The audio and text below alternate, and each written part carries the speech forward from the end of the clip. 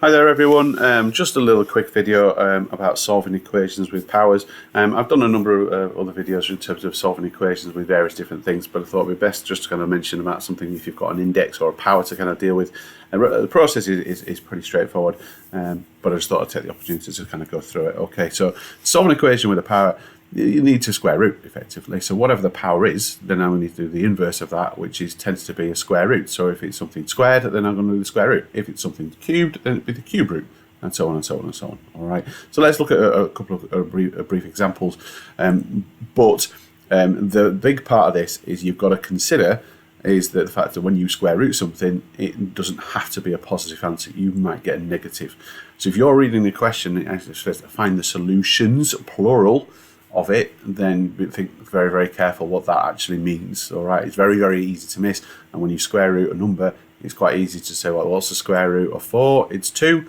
Well, of course, it's plus or minus 2. All right, so both those kind of things are really kind of valid when we're looking at it. All right, so looking at this one, I'm sure you know your square numbers. I'm sure this is quite a comfortable one for you to kind of figure out. So if I said x squared equals 25, then the inverse of is square root, which I mentioned. So I'm going to square root it.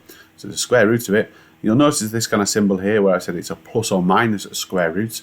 All right, so it is important you understand that bit, and that's going to give me two solutions, 5 or minus 5. All right, why is it minus 5?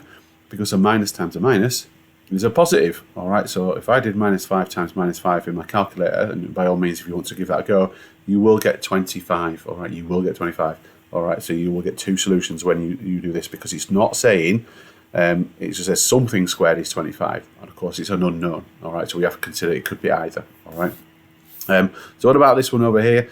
Well, similar kind of process as before. Well, the first thing I need to do is move this plus 5 across. So we're going to take away 5 from the other side, and then of course it's going to give me a square number again. All right.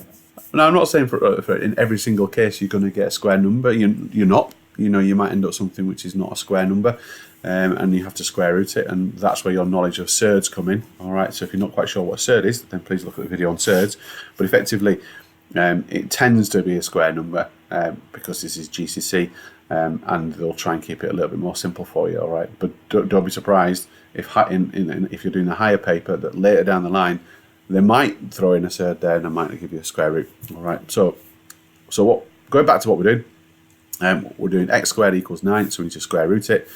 So plus or minus the square root of 9, which is going to give you plus or minus 3. All right, and again, the idea of saying, well, minus times a minus is a positive. So your knowledge of obviously working with negative numbers is still extremely important when dealing with equations with powers. Okay, so that's pretty much it. All right, if you need some practice on that, please visit maths-school.co.uk, where there is obviously a bunch of quizzes and loads of other videos, etc. But I'll catch you up really soon. Cheers.